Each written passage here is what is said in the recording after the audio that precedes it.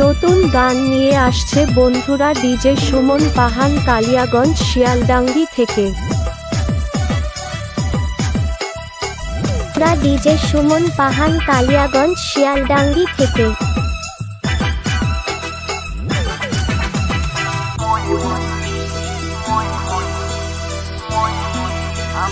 কি লাগছে পুরো গাঁড়ে ফাটা। আর আসবে আসল মজা, নাচ বসন্তি নাচ পাঁচটা। নিজের কোনো ডায়লগ নেই, চলে মুভি ডায়লগ মারছি। তোমার ডায়লগে ফোকাস না করে নিজের নাচে ফোকাস।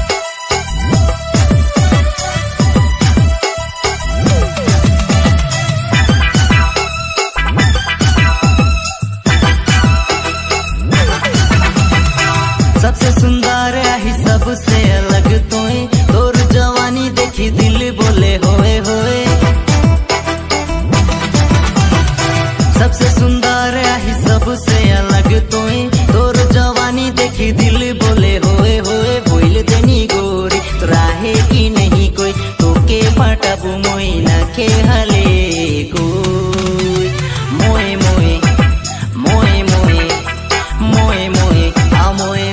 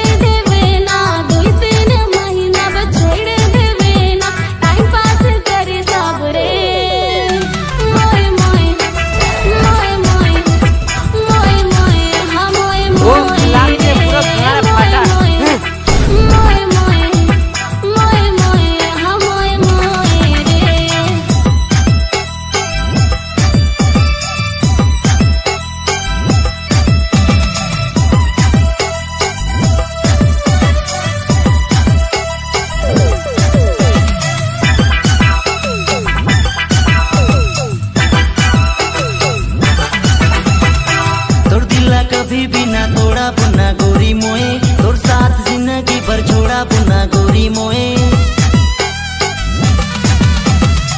तोर दिला कभी भी ना तोड़ा पुना गोरी मोए, तोर साथ जिंदगी भर छोड़ा पुना गोरी मोए।